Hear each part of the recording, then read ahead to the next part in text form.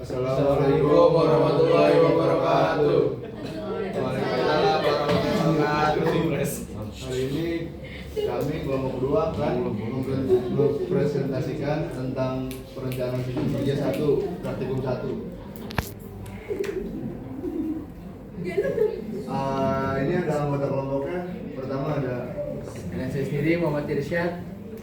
Yang kedua ada saya, Aji Setiawan. Yang ketiga ada saya, Reksi Suwanto. Yang keempat ada saya, Rifki Fadila. Yang kelima ada saya, Rima Susandia. Nah ini analisis kita masalah ekonomi pada bengkel motor. Pendahuluan. Definisi ergonomi. Ergonomi adalah ilmu yang mempelajari interaksi manusia dengan lingkungan kerja dan penting untuk meningkatkan kenyamanan, keselamatan, dan efisien kerja. Lingkungan kerja yang tidak ergonomis dapat menyebabkan risiko kecelakaan, cedera, dan penurunan produktivitas. Oleh karena itu, penerapan prinsip ergonomi sangat penting untuk mendukung kesehatan dan kinerja karyawan. Ini ada identifikasi masalah dalam bengkel yang tidak ergonomis. Dari gambar di atas dapat dianalisa bahwa kondisi tersebut tidak ergonomis. Untuk foto yang ini,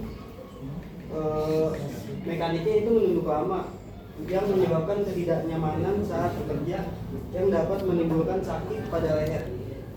Untuk foto yang kedua itu, ini kondisi bengkel itu mempunyai ruang yang sempit. Untuk mengerjakan suatu pekerjaan yang mengakibatkan susah bergerak atau ada risiko terbentur benda di belakangnya. Untuk yang ketiga itu berantakan. Bengkel tersebut memiliki peralatan yang cukup banyak seperti gambar di atas. Hal tersebut juga tidak ergonomis dikarenakan dapat menimbulkan bahaya tergelincir, benda yang memiliki sifat licin, tertusuk benda tajam, dan lain sebagainya. Di sini ada masukan dan saran untuk di bengkel. Masukan dan saran untuk bengkel tersebut adalah membersihkan atau menyortir barang yang sudah tidak terpakai lagi, seperti ditata yang rapi agar tidak terinjak-injak, yang mengurangi cedera pada mekaniknya sendiri. Yang kedua, harus menggunakan SOP pada saat bekerja agar tidak terjadi hal-hal yang tidak diinginkan. Ketiga, memperluas area bengkel tersebut agar memiliki ruang yang cukup untuk pengerjaan bengkel dan meningkatkan efektivitas. Next.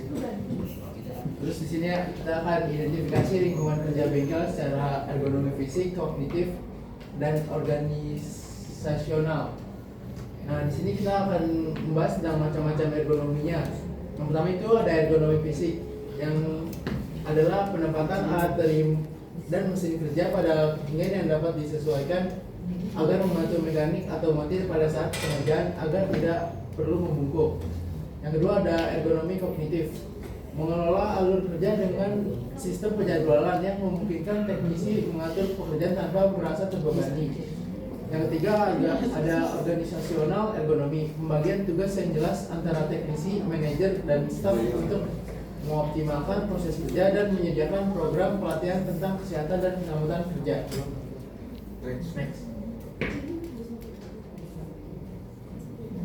Selanjutnya masukan dan saran. Yang pertama itu pengaturan ruang kerja, menata ulang area kerja untuk meminimalkan jarak tempuh antara alat dan suku cadang.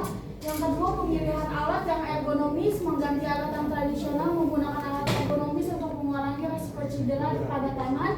Yang ketiga adalah proses kerja, menyusun jadwal jam kerja dan jam istirahat yang cukup untuk mencegah kelelahan dan kefokusan. Yang terakhir ialah menyelenggarakan pelatihan berkala tentang kesehatan dan keselamatan kerja untuk meningkatkan kemampuan dan kesadaran untuk menjaga kesehatan dan keselamatan kerja. Selanjutnya, apakah material handling merupakan kegiatan yang produktif?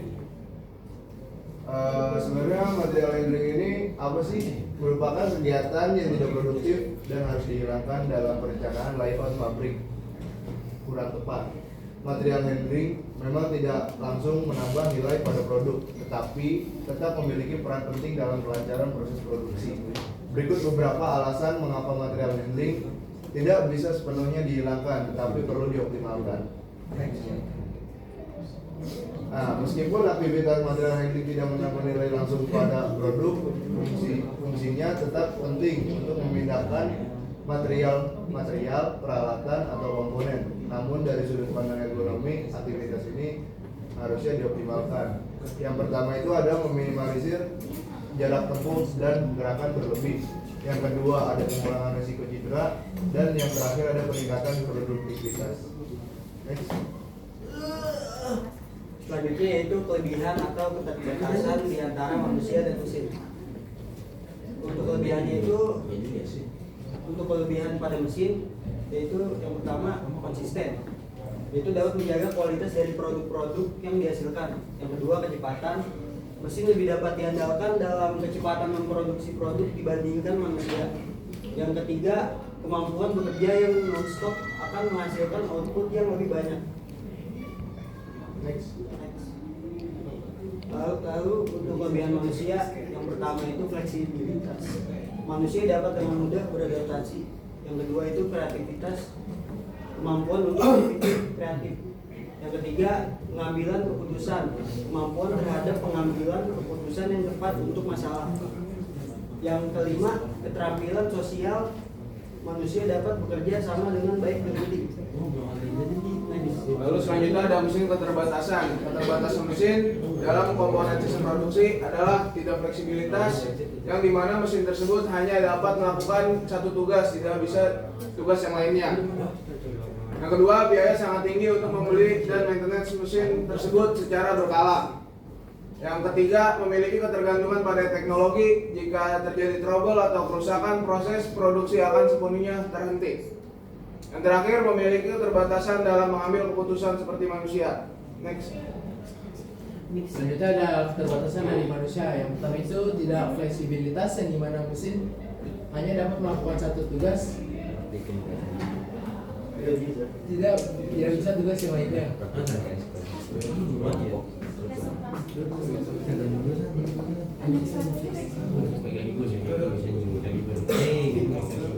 Nah, ini terakhir ada kesimpulan dan saran.